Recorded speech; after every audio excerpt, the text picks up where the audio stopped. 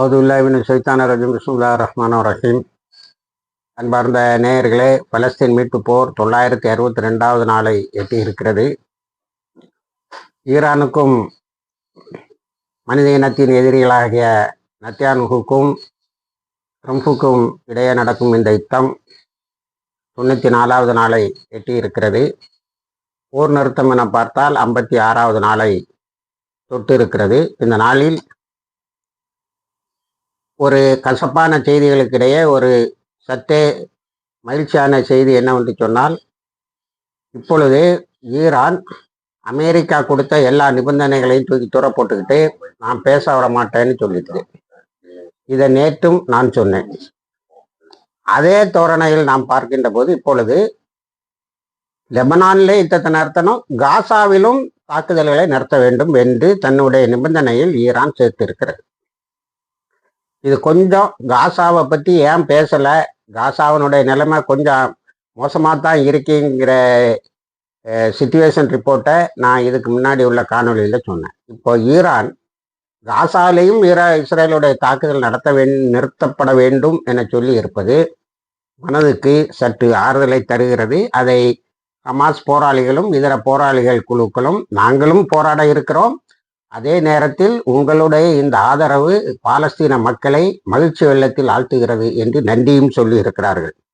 அடுத்தது, நேற்று அந்த காசிம் ஐலண்டை திரும்பவும் அமெரிக்கா தாக்கி இருக்கிறது. கேட்டதற்கு எங்களை தாக்க இருந்த சில தளங்களை அழிப்பதற்கு என்று சொல்லி இருக்கிறது. ஆனால் ஈரான் அந்த தாக்குதலை முறியடிக்க இருக்கிறது. அதில் பெரிய அளவில் பேசப்படுவது US F-35E ஒரு வகை. அதுக்கு அதை அடையாளப்படுத்தும் போது எப்படி சொல்கிறாங்கன்னா, F-35F-15E வச்சுக்கிடுங்க. அது ஃபிக்ஸட் விங்கில் ரொம்ப பாரதூரமான ஒரு தாக்குதல் விமானம். அதை ஈரான் 2 முறை துரத்தி சுட்டு வீழ்த்தி இருக்கிறது. அந்த பைலட் என்ன செய்தான், டக்குன்னு கடலில் குதிச்சு ஏதோ இதில் தப்பிச்சு போயிட்டான்னு சொல்கிறான். கடலில் குதிச்சானா அல்லது அடிபட்டு விழுந்தானான்னு தெரியல. ஆனால் வியட்நாம் யுத்தத்துக்கு பிறகு இந்த மாதிரி ஒரு வகை விமானம் சுட்டு வீழ்த்தப்படுவது இதுதான் முதல் தடவை என்று அமெரிக்க ஊடகங்களும் உலக ஊடகங்களும் நிறைய எழுதுகின்றன. இப்போ அதை சுட்டு வீழ்த்தினதோடு ஈரான் நிற்காம பஹ்ரைன்ல உள்ள அமெரிக்க தளங்களையும் குவைத்தில் உள்ள இன்னொரு அமெரிக்க தளத்தையும் தாக்கி இருக்கிறது. இப்போ நேற்று குவைத்துக்கு மேலே ஈரான் தாக்குனதுக்கு எவ்வளவு இழப்பு என்பதை சொல்லவில்லை. வழக்கமாக எங்களுடைய மிசில்களை எல்லாம் நாங்கள் ஈரானுடைய மிசில்களை எல்லாம் தடுத்து விட்டோம் என்று குவைத் அறிக்கை விட்டு இருக்கிறது. ஆனால் முந்தா நாள் நடந்த தாக்குதலில் 5 பேர் இறந்தார்கள் என்பதை இன்னைக்கு கன்ஃபார்ம் பண்ணது. அப்போ அன்னைக்கும் என்ன சொல்லிச்சுன்னா, நாங்கள் எல்லாத்தையும் ஒரு கர்ச்சீஃபில் கட்டி தூர போட்டோம், வந்ததெல்லாம் அப்படி ஒரு நெட்டை வச்சு பிடிச்சி தூர போட்டுட்டோம்னு சொல்லிச்சு மிசிலில்.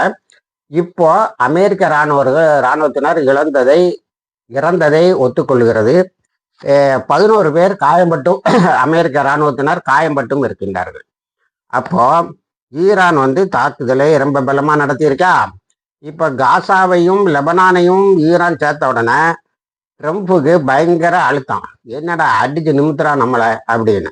இன்னொரு பெரிய அழுத்தம் என்னன்னா, இன்னைக்கு ஹிந்து பத்திரிகையிலையும் போட்டிருக்கு, சின்ஸ் World War II 2வது உலக மகா யுத்தத்துக்கு பிறகு யுத்தத்தின் போது அமெரிக்கா எப்படி ஒரு பெரிய பொருளாதார நெருக்கடியை சந்தித்ததோ அதே போன்ற ஒரு பொருளாதார நெருக்கடியை சந்திக்கிறது.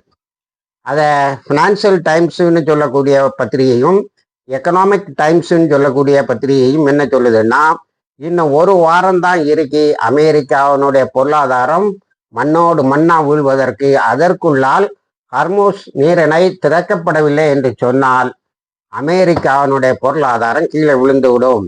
அதாவது have cost more than 20 billion vulnerable oil imports. 20 billion டாலர்களை இந்த ஹர்மூஸ் பிளாக்கேடால அமெரிக்கா இழந்திருக்கு. சும்மா சைலண்டாக இருந்து இவ்வளவு பெரிய ஒரு இழப்பை அமெரிக்காவுக்கு ஈரான் ஏற்படுத்தி இருக்கிறது. அதனால இந்த மூடிஸ் எக்கனாமிக் சர்வேன்னு ஒன்று வரும் பாருங்க. அது நம்ம இந்தியாவினுடைய பொருளாதாரத்தை பற்றி அடிக்கடி உலக பொருளாதாரத்தை பற்றி சொல்லும், இந்தியாவினுடைய பொருளாதாரத்தை பற்றி அறிக்கைகள் விடும். அதனுடைய தலைவர் எக்கனாமிஸ்ட் மார்க் சாண்டி என்ன சொல்லியிருக்கேன்னா, US economy will fall within a week. இந்த அழுத்தம் இப்போ ட்ரம்ப்புக்கு தலையில வந்து உட்காந்துட்டு உடனே நத்தியானவை கூப்பிட்டு யுத்தத்தை நடத்தியா சொல்லி கடுமையான வார்த்தைகளை யூஸ் பண்ணியிருக்கான். 3 வார்த்தைகள் ஆக்சியோஸ்ன்னு சொல்லக்கூடிய அமெரிக்க சார்பு நிறுவனத்தில் செய்தி நிறுவனத்தின் வழியாக வெளியே வந்தது. ஒன்று கிரேசி, உனக்கு என்னடா பைத்தியமானு கேட்டிருக்கான். ஒன்று கிரேசி, இன்னொன்று இன்கிராட்டிடியூட் 2வது வார்த்தை. 3வது வார்த்தை வந்து உனக்கு உன்னை காப்பாற்றியது தவறு. எதுலேருந்து? ஐசிசினுடைய வாரண்டு உன்னை பிடிச்சி ஜெயிலில் போடணும், நான் இல்லைன்னா you would have been in jail அப்படின்னு சொல்லியிருக்காரு. யாரு? ட்ரம்ப் நத்தியானுக்கிட்ட. நான் இல்லைன்னா உன்னை நான் ஜெயிலில் இருந்து காப்பாற்றி வெளியில் வச்சிருக்கேன்டா, உன்னை நீ முட்டாப்ப நன்றி கட்டவன், எனக்கு இங்கே எல்லா பொருளாதார நெருக்கடியும் வருதுன்னு பயங்கரமாக கொடுக்குறாங்க. சென்டம் நேற்று ஒரு அறிக்கையில் பெண்டகனுக்கு பதிலாக சென்ட்ரல் கமாண்ட் ஆஃப் அமெரிக்கா வந்து நேற்று ஒரு அறிக்கையில் சொல்லியிருக்கு, எல்லா இராணுவ தளவாடங்களும் பெரிய அளவில் சேதப்பட்டு விட்டன, இனிமேல் யூஸ் பண்ணுறதுக்கு ஒன்றும் இல்லை, ஒரு ஒப்பந்தத்தை போட்டு ஓடிவான்னு. ஈரான் நாங்கள் பேசவே மாட்டேன்னு சொல்லுது. ஆனால் அமெரிக்க ட்ரம்ப் ஐயோ பேசிக்கிட்டே இருக்கோம், ரொம்ப அலைவாக இருக்கு, ரொம்ப பாசமாக பேசிக்கிட்டு இருக்கோம் ஒன்று சொல்லி மீடியாவை ஏமாத்திட்டு இருக்கான். அதெல்லாம் நடக்க போகிறது இல்லை.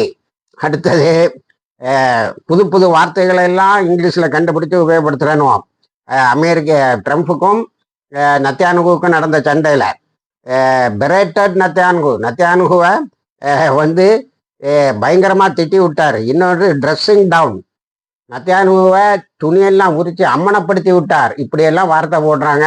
யாரு? ட்ரம்ப்பு நத்தியானுகு மேலே கோவப்பட்டது. இதுக்கு என்ன தெரியுமா? இதுக்கு விளைவு என்ன தெரியுமா?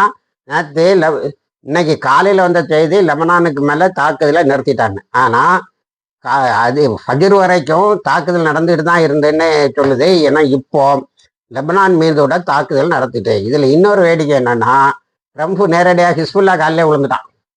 எப்பா கொஞ்சம் நிறுத்துங்கப்பா, நீங்கள் அடிக்கதே நிறுத்துங்கப்பா அப்படின்னு. நாங்கள் அடிக்க நிறுத்த மாட்டோம், இஸ்ரேல் நிறுத்திடும், நீங்களும் நிறுத்துங்கன்னு. ஆனால் இஸ்ரேல் நான் பியோ ஃபோட்டை பிடிச்சிட்டேன், அந்த சிக்கிப் கேஷில் பிடிச்சிட்டேன்னு சொன்னது, அங்கேருந்து எவனும் கீழே இறங்கலை, கீழே உள்ளவனெல்லாம் அழிச்சிட்டோம் என்ன சொல்லி இன்னைக்கு லெபனான் சொல்லியிருக்கு, ஹிஸ்புல்லா சொல்லியிருக்கு. நாங்கள் அந்த கேஷிலுக்கு மேலே போயிட்டு ஓடி வந்தோம்ல, அதில் கீழே இருந்தால் எல்லாவனையும் அழிச்சிட்டோம். கேஷில் ரீச் பண்ணதுக்கு முயற்சி பண்ணாங்க. அப்போது நேற்று நம்ம சொன்ன மாதிரி அந்த கொடி வந்து ஃபேக்காக ஃபோட்டோ எடுத்து போட்டு ஒரு வெட்டியை காட்டியிருக்கிறான், to satisfy the northern settlements, அதாவது வடக்கு இஸ்ரேலில் இருக்கக்கூடிய வந்தேரிகளை திருப்திப்படுத்துவதற்காக.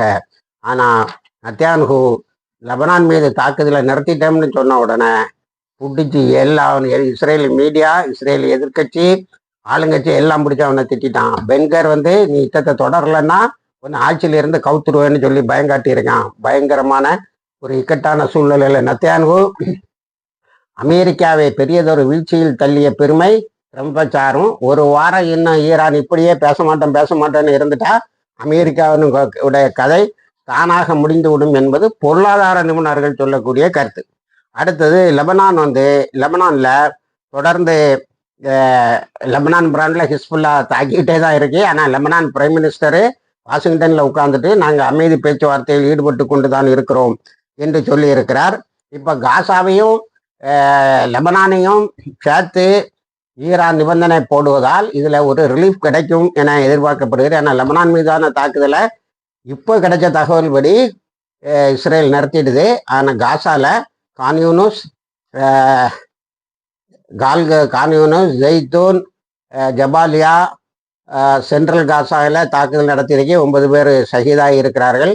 அபு உபைதா சொல்லியிருக்காரு, என்ன எங்கள்கிட்ட எவ்வளோ இழப்பு வந்தாலும் நாங்கள் ரெசிஸ்டன்ஸை கண்டினியூ பண்ணுவோம். இந்த அபு உபைதா முதல்ல இருந்த அபு உபைதா ஷஹீதாயிட்டாரு. அதுக்கு பிறகு அங்கே செய்தி தொடர்பாளராக ஒரு அபு உபைதா தான் போட்டாங்க, அவர் தான் அறிவிச்சிருக்கிறாரு. ஆனால் மேக்கரையில் இன்னும் பல பிரச்சனைகள் நடந்து கொண்டு தான் இருக்கிறது. அடுத்தது சிரியாவில் கொஞ்சம் உள்ளே போனவன் இஸ்ரேலை வாழை சுருட்டிட்டு வெளியில் ஓடி வந்துட்டான். இனி லெபனானை தொடர்ந்து எகிப்து மீதும் ஜோர்டான் மீதும் இஸ்ரேல் தாக்குதல் நடத்தும் என்ற எதிர்பார்ப்பில் எகிப்தும் ஜோர்டானும் இப்பொழுது இஸ்ரேலுக்கு எதிராக திரும்ப தலைப்பட்டு இருக்கின்றன. இது நடந்தால் இஸ்ரேல் எல்லா பக்கங்களிலும் எதிரிகளை சந்திக்கக்கூடிய ஒரு நிலை வரும். அதனால இப்போ ட்ரம்ப்புக்கு வேற வழி இல்லை. எப்படி சரணடைஞ்சாவது நம்ம ஹர்முஸ் நீரிணையை திறக்கவில்லை என்று சொன்னால் நாம் மிகப்பெரிய பொருளாதார இழப்புக்கு ஆளாவோம் என்று முடிவுக்கு வந்து விட்டார். அதே சமயத்தில் United Nations conference on trade and tariff என்ற அமைப்பு ஒரு அறிக்கை விட்டு இருக்கிறது. அந்த அறிக்கையில் சுருக்கத்தை சொல்வதானால் உலக பொருளாதாரமே பெரிய அளவில் பாதிக்கப்படுகிறது. இப்பொழுது ஹூத்திஸினுடைய உதவியினால் பாபுல் மந்தப் என்று சொல்லக்கூடிய ஹர்முஸ் அணைக்கு ஈக்குவலா பாபுல் மந்தப்னு சொல்லக்கூடிய அந்த ஜலசந்தி, அந்த ஸ்ட்ரைட், அந்த ஜலசந்தி முக்கியமானது. அதை ஈரான் மூடுவேன் என்று சொல்லி இருக்கிறது. மூடிவிட்டது என்று சிலரும், மூடுவேன் என்று எச்சரித்திருக்கிறது என்று சிலரும் சொல்லுகிறார்கள். இந்த 2 நீரிணையும் முடக்கப்பட்டு விட்டால் உலகத்தில் மிகப்பெரியதொரு பொருளாதார நெருக்கடி, எரிபொருள் நெருக்கடி ஏற்படும் என்று சொல்லுகிறார்கள். ஹூத்திஸு ஈரான் ஆணையிட்டால் நாங்கள் பாபுல் மந்தப் இடத்தை, அந்த ஜலசந்தியையும் பிளாக் பண்ணுவோம்னு சொல்லுறேன். இது உலகத்தில் பெரிய கஷ்டங்களை ஏற்படுத்தும் சாதாரண மக்களுக்கு. இப்பொழுதே அமெரிக்காவில் $96 சொல்கிறாங்க. விலை ஏற்றம் அதிகமாகி இருக்கிறது. அதாவது இன்ஃப்ளேஷன் அதிகமாகி ரிசெஷனே ஸ்டார்ட் ஆகிட்டது என்ன சொல்கிறாங்க. அதாவது விரக்தி நிலை பொருளாதாரத்தில் வந்து விட்டது என்று சொல்லுகிறார்கள். இணைந்திருங்கள், தகவல்களை தருகிறோம். வாசிக்கிறதவா நான்